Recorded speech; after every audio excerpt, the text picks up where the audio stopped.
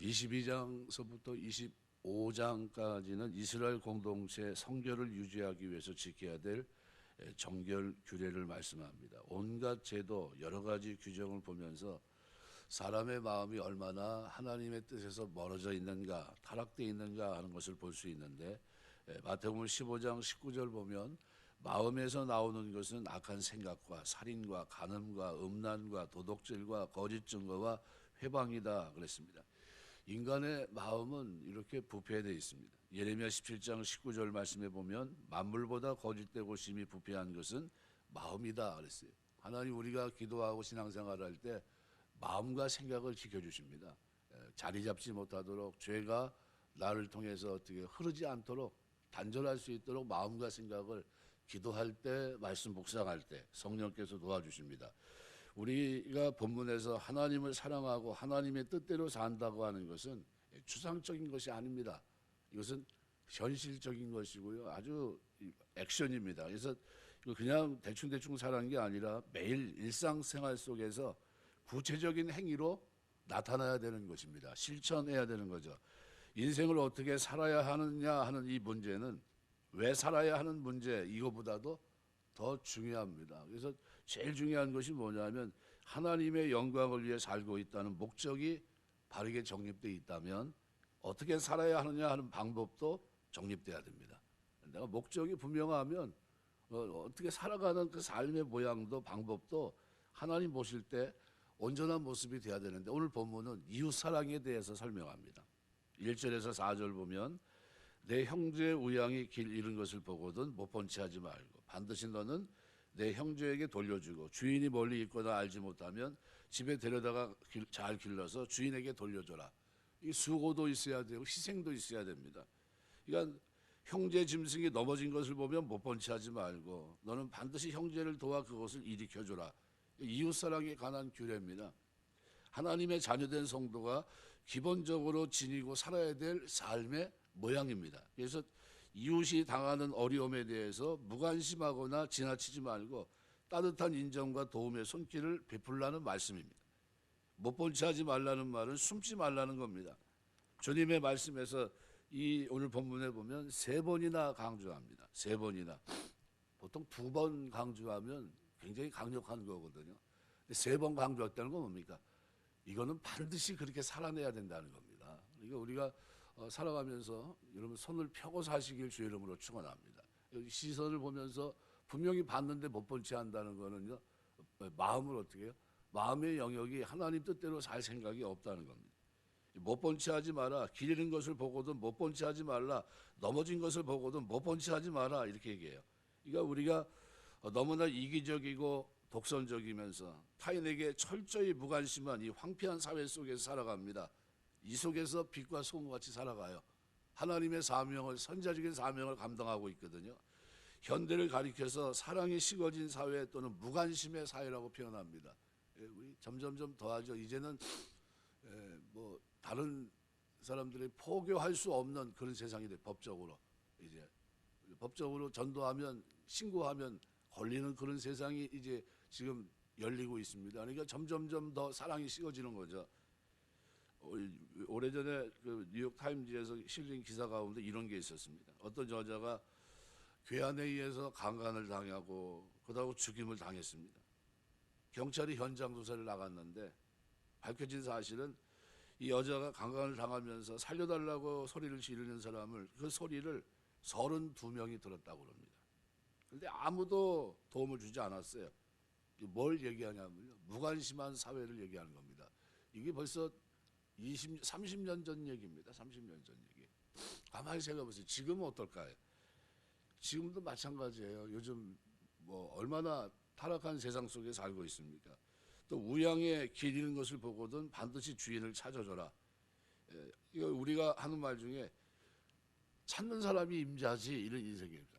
주순 사람이 임자 아니야, 뭐 이렇게 생각하는데 그렇지 않습니다. 그러니까 이스라엘 공동체 안에는 해당되지 않는 말입니다. 다른 사람의 재산을 가지고 있는 것은 일종의 도둑질로 간주됩니다. 그래서 유대 전승에 의하면 물건을 주운 사람은 원 주인에게 돌려주기 위해서 대중이 모인 공공장소에 가서 큰 소리로 외쳐야 됩니다. 그래도 주인이 나타나지 않으면 원칙상 물건을 습득한 자가 가지는 것이 아니라 가난한 자에게 주는 것이 원칙이에요. 그러니까 정작 물건을 주셔도 내 게 아니에요. 그죠? 뭐 번치할 필요가 없습니다. 그건 반드시 돌려줘야 돼요. 형제, 낙이, 소가 길에 넘어져 있습니다. 주인이 혼자 일으키지 못할 때는 반드시 형제가 도와주라고 말합니다. 반드시라는 말은요, 권면이 아니에요. 이것은 명령입니다. 반드시라는 말은. 그러니까 이거는 이웃사랑은요, 명령이지 해도 되고 안 해도 되고의 어떤 권면이나 선택이 아니라는 거예요. 그래서 하나님 사랑, 이웃 사랑하면 십계명을 지키게 돼 있는 겁니다. 십계명은 사랑하기 때문에 지키는 겁니다. 이웃을 위해 사랑을 실천하는 것은 하나님의 자녀된 사람들의 마땅히 할 일입니다. 선택의 여지 없이 절대적으로 행해야 됩니다. 때문에 야고보서 4장 17절을 보면 선을 행할 줄 알고도 행치 아니하면 죄다 그랬어요. 그러니까 실천이 없는 사랑은 자칫 위선과 거짓으로 흐르기 쉽습니다. 그러니까 사랑은 뭐예요? 행동으로 나와야 돼요. 반드시 실천적인 겁니다. 추상적인 게 아니라는 거죠. 요한일서 4장 20절 누구든지 하나님을 사랑하노라 하고 형제를 미워하면 이는 거짓말하는 자니 보는 바 형제를 사랑치 아니하는 자가 보지 못하는 바 하나님을 사랑할 수가 없느니라. 그러니까 형제를 사랑하는 걸 보면 우리가 알 수 있죠. 부모 공경하는 거 보면 하나님 공경하는 걸 알 수 있는 겁니다. 예수를 잘 믿는다고 하는데 부모 공경하지 않는다. 말이 됩니까? 안 됩니까? 세상 사람들 그럴 수 있는 거야. 환경 따라 그런 거지. 그거는 우리 생각이고요. 부모 공경을 하지 않으면서 하나님 경외하는 거는 있을 수가 없습니다. 그래서 주위에서 짐승을 발견하면 주인이 나타날 때까지 짐승을 집에서 키우다가 주인에게 돌려주라.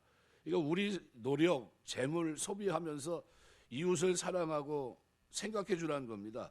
그러니까 우리 주님은 받는 것보다 주는 것이 복이 있다고 말씀해요. 사도행전 20장 35절.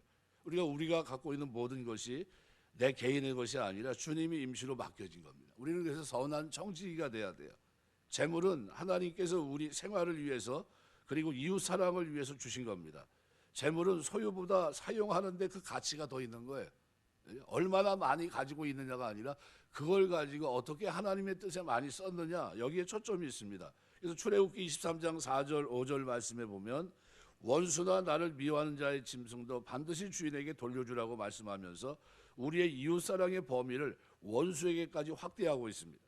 오늘 읽진 않았지만 8절에 보면 이렇게 표현합니다. 내가 새 집을 지을 때 지붕에 난간을 만들어 사람이 떨어지지 않게 하라. 그 피가 내 집에 돌아갈까 하노라. 유대 대부분 팔레스타인 가옥이요, 지붕이 슬라브 형식으로 되어 있습니다. 평평하게 되어 있어요. 그런데 지붕에서 떨어지는 일이 종종 있는 겁니다. 휴식을 하다 취침 또는 기도의 장소로 사용됐는데 그곳에서 많은 일들이 일어나죠. 그런데 실수하면 어떻게 됩니까? 떨어질 위험이 있습니다. 그래서 난간을 설치하도록 명했는데 이 규례는 자신의 사소한 부주의나 태만, 실수로 인해서 다른 사람이 사고가 나지 않도록 세심한 주의를 기울이라는 명령입니다. 그래서 유대 전승에 의하면 난간의 길이가 1m 정도 돼야 된다 그랬어요. 난간의 길이가. 그러니까 이웃에 대한 배려 없이 나만 편하게 살려고 하는 현대 오늘 우리에게는 귀중한 교훈이에요. 우리는 이렇게 보면 자기 집을 이렇게 보통 잔디를 깎는다든가 우리 그런 곳에 살지를 않으니까요. 그런 게 별로 없지 않습니까? 페인트 칠을 한다든가 단장하고 이렇게 외부가 볼 때 아유 참 아름답다 이렇게 보여주려고 하는 걸 별로 신경 안 쓰는데 미국 같은 사회에서는 그러질 않거든요. 일단 집안보다도 바깥에, 물론 집안도 단정하게 돼 있지만요, 바깥도 지나가면서 보기 좋게 이렇게 많이 해놓는 경우가 있고요. 심지어는 자기가 못하면 돈을 주고 사서라도 잔디를 깎게 하고 다듬게 하고 외형을 이렇게 보관합니다. 누굴 위한 겁니까? 지나가는 사람들을 위한 배려죠. 그게. 근데 우리 주님도 마찬가지입니다. 집을 지면서 나만 편하면 되잖아요. 근데 혹시나 모를 집을 방문한 사람들이 그로 인해서 실족할 수 있다고 하는 생각 속에서 배려 차원에서 난간을 만드는 겁니다. 지붕에 난간을 만들지 않았다면 아마 많은 문제가 있을 수 있는 거죠. 그러니까 주님은 우리에게 새 계명을 주셨는데 서로 사랑하라는 계명입니다. 사랑하는 것은 함께 사는 겁니다. 예수님이 오신 목적이 우리에게 이웃과 함께 사는 방법을 가르쳐주기 위해서입니다. 우리 인격은 서로 사랑하는 관계에서 성숙해지는 겁니다. 이웃의 어려움을 애써 못 본 채하고 회피하다가 우리가 어려울 때 무슨 낯으로 하나님 앞에 도움을 구할 수 있겠습니까? 제사장 레위인이 강도 만난 자의 이웃이 되지 못했다는 사실을 잊지 마십시오. 선한 사마리아 사람은 외면하지 않았고 그 어려움을 같이 돌아봤습니다. 강도 만난 사람의 진정한 이웃이 됐고요. 그리고 가서 너도 이와 같이 하라 얘기합니다. 이웃에 대한 태도는 그래서 중요합니다. 그래서 오늘 본문은 우리에게 선을 행할 줄 알면서도 행치 않은 것은 죄라는 것을 인식하셔야 됩니다. 마태복음 25장 31절부터 46절에 보면 양과 염소의 비유가 있습니다. 염소로 분류된 사람들을 가만히 보십시오. 심판주로 오실 하늘 우리 예수 그리스도께 저주받은 자라는 판정을 받고 마귀와 그 사자들을 위해 예비된 영영한 불에 던져지게 되는데, 결코 그들이 다른 사람들에게 적극적으로 악을 행했던 사람들입니까? 아니에요. 그들은 그들처럼 악인으로 정죄받아 영벌에 처해지게 된, 그죠? 오직 그들의 지극히 작은 자에게 마땅히 행해야 될 선을 행하지 않은 것밖에 없어요. 특별히 삶에 문제가 없습니다. 다만 그 삶에 뭐가 문제냐면 약한 자를 돌아보지 않았던 거예요. 그게 문제예요. 뭐 이웃 사랑을 실천하지 않은 겁니다. 내가 수고하지, 내가 내 먹고 사는데 누가 뭐라고 그럴 거야. 근데 주님은 우리에게 새로운 계명을 주셨습니다. 하나님을 사랑하고 너희를 사랑한 주님의 사랑을 경험했다면 너는 이웃을 사랑하며 살아야 되는 거야 하면서 새 계명을 주신 겁니다. 그러니까 자기 혼자 잘 먹고 사는 거는 은혜가 아닙니다. 그죠? 그 은혜는 흘러야 은혜입니다. 흘러야. 나를 통해 약한 자를 돌아보는 것이 마땅합니다. 그래서 선을 행할 줄 알고도 행치 않는 것은 죄예요. 이것은 이 죄를 범했기 때문에 결국은 어떻게 하나님이 심판하신 겁니다. 그러니까 마땅히 행해야 될 선을 행하지 않는 것은 하나님 앞에 명백한 죄라는 사실을 인식하셔야 됩니다. 에베소 2장 10절 보면 이렇게 표현합니다. 우리는 그의 만드신 바라 그리스도 예수 안에서 선한 일을 위하여 지으심을 받은 자니 이 일은 하나님이 전에 예비하사 우리로 그 가운데 행하게 하려 하심이라. 선한 일에 열심히 있는 사람으로 이 땅을 살게 하시기 위해서 예비한 대로 우리를 만드신 거예요. 십자가를 지시고 죄에 대해서 죽고 세상은 다 무정한 사회고 무관심한 사회 속에서 그러지 않고요. 이제는 사랑을 하며 주님의 사랑과 그 덕을 기리며 살 수 있는 그 삶을 우리에게 주신 겁니다. 그러니까 예수 믿고 나면요, 사람이 이웃에 대해서 좋은 감정을 가지고 살아야 됩니다. 디모데후서 3장 17절 이는 하나님의 사람으로 온전케 하며 모든 선한 일을 행하기에 온전케 하려 함이라. 온전할 뿐만 아니라 모든 선한 일을 행하는데도 온전하다. 이웃 사랑이에요. 히브리서 10장 24절 서로 돌아봐 사랑과 선행을 격려하며. 돌아본다는 게 뭡니까? 약한 자를 찾아가는 걸 말해요. 신방하는 걸 말합니다. 서로 돌아봐 어떻게 사랑과 선행을 격려하라 그랬어요. 우리가 서로 이거 뭐 누가 이렇게 해가지고 내가 약한 사람 도와주게 됐다 그러면 어떻게 해요? 잘했네. 나한테도 그런 기회가 있으면 나도 해야 될 텐데 이렇게 해야 된다는 거예요. 근데 그러지 못하고 뭐 우리가 그거 누가 뭐 그렇게 해? 왜 그러지 말어? 요즘 누가 그렇게 살아? 이렇게 얘기하면 안 된다는 거예요.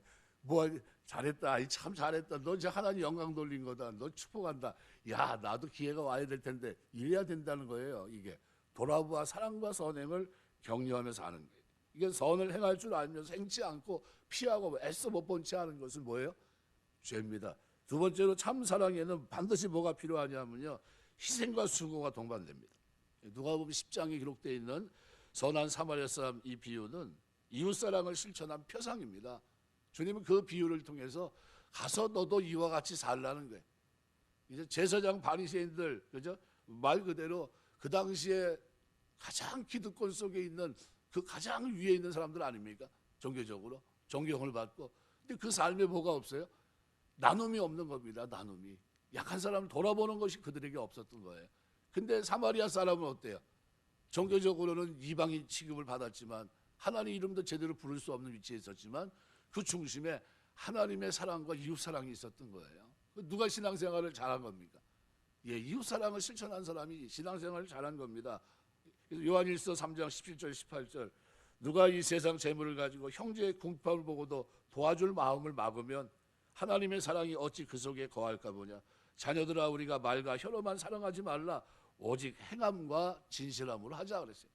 그러니까 사랑은 행함과 진실함으로 하는 겁니다. 갈라디아서 5장 13절 오직 사랑으로 종로를 타라. 분명히 말씀합니다. 야고보서에서도 2장 15절 16절에 만일 형제나 자매가 헐벗고 일용할 양식이 없는데 너희 중에 누구든지 그에게 이르되 평안히 가라, 덥게 하라, 배부르게 하라 하면 그 몸에 쓸 것을 주지 않으면 무슨 유익이 있으리요 그랬습니다. 사랑은 희생과 수고가 동반됩니다. 여러분이 이 땅에 살면서 이웃사랑은 부호가 아니에요. 그죠? 이건 뭡니까? 삶입니다. 삶. 내가 내놓을 때 내놓을 수 있고 섬기는 겁니다. 그리고 마지막으로 사랑은 의지입니다. 의지. 요한복음 15장 13절 사람이 친구를 위해 자기 목숨을 버리면 이에서 더 큰 사랑이 없다는 거예요. 진짜 큰 사랑은 뭡니까? 이웃을 위해서 섬길 줄 아는 게 큰 사랑이에요.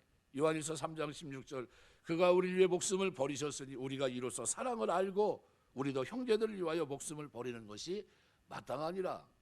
주님이 우리를 위해서 목숨을 버리셨습니다. 그리고 비로소 우리가 하나님의 사랑을 알았어요. 이 사랑이 우리에게 있다면 우리도 이웃을 사랑하며 이 땅을 사는 것이 마땅하다는 겁니다. 말씀 맺겠습니다. 우리는 구호를 외치는 사람들이 아니에요. 기독교인들은요, 하나님의 사랑을 아는 사람들입니다.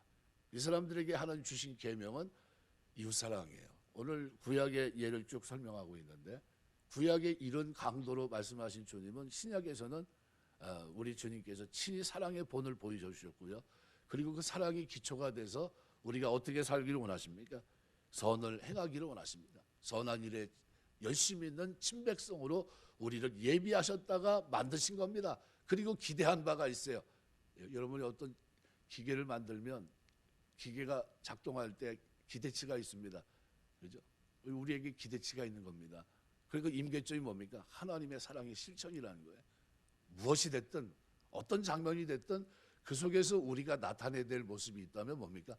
하나님의 기준치에 맞는 행위입니다. 수고와 희생입니다. 그리고 의지의 모습을 가지고 사랑을 실천하며 이 땅을 사는 겁니다. 그걸 통해서 저 사람이 예수 믿는 사람이구나. 뭘 통해 알 수 있습니까? 외면하는 모습이 아니라 사랑을 실천하는 모습을 통해서 저 사람이 구원받은 사람이구나. 하나님의 자녀구나. 저 사람이 천국의 소망을 두고 있는 사람이구나. 이걸 뭘 통해서 알 수 있습니까? 이웃사랑을 실천하는 것을 통해서 우리가 알 수도 있고 볼 수도 있는 겁니다. 신앙생활 하면서 하나님 앞에 살고 있다는 사실을 꼭 기억하세요. 하나님은 우리가 수고한 수고를 헛되이 하지 않고요. 여러분이 섬긴 것만큼 위기에 하나님께서 여러분의 삶을 돌아보시는 줄 믿습니다. 여러분이 기도할 때 하나님이 은혜 주실 줄 믿습니다. 살아가면서 많은 약한 자의 힘이 되는 그런 은혜가 있게 되시길 주의 이름으로 축원합니다. 기도하겠습니다.